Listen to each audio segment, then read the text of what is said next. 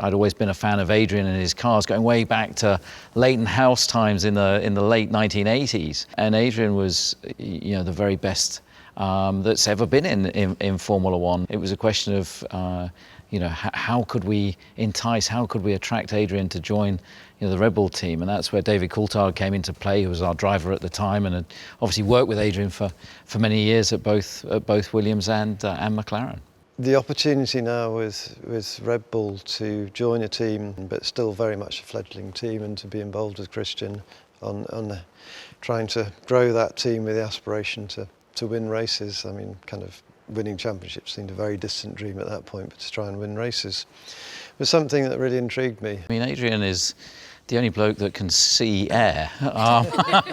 He lives in the Matrix. He's been the conductor of the technical orchestra for all these years now, and but he's still very hands-on. He's still at his drawing board. I think it's probably the only drawing board in Formula One. I had to argue with Ron Dennis to wrestle it out of McLaren. Obviously highs and lows during all these years, but it's always been fun. It's always been about the racing, and we've always had great support from the group and from Dietrich, from Helmut, and that's enabled us to go about our jobs and just focus on being the best race team that we can be. The championships years of 10 to 13 were all with the Renault V8. We had a great relationship with the engineers at Renault. I think it's fair to say they didn't have the most powerful V8, but it was a product that they tailored to suit our car. We have some particular requirements, particularly in the way we used the exhaust, and they were bent over backwards to maximise what we needed from the engine. We then went into the hybrid era, and Renault in the first year, 2014, kind of interpreted the regulations as well as Mercedes. So we were quite a long way behind. And in the first year, you accept that. We all make mistakes.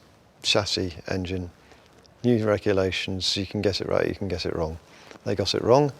When the engine at the start of 15 seemed, if anything, actually worse than the 14 engine, that was a pretty disillusioning moment. And you then realise that in your foreseeable future, if you do a spectacular job, you might snatch the odd win here or there, but you're never going to win a championship. So that was a reset, which I think we all had to come to terms with, particularly after that period of kind of dominating the second half of 2009 and then the subsequent 4 championships, that this was not going to be our reality for the foreseeable future. Well, you learn that where your strengths are, where your weaknesses are, and as Adrian says, during that period it was tough because we come off the back of 4 dominant championships, and suddenly this barren period, and another team was just light years ahead of everybody, and the most important thing was keeping the team together, focusing on the things that we could control, that we could influence, and bit by bit we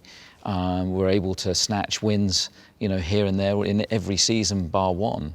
And it was always a question of, right, okay, we just got to make sure we get the right power unit, as part of that package. The engine for 19 was a step forward, and we were then able to really start to get the foundations in place for a championship challenge. It was a very tough year, and when you look at the statistics, it looks like we totally, dominated. The first half of the season, Ferrari, they had their chances. They had probably a quicker package, but Max was outstanding throughout the year, but particularly in that first half.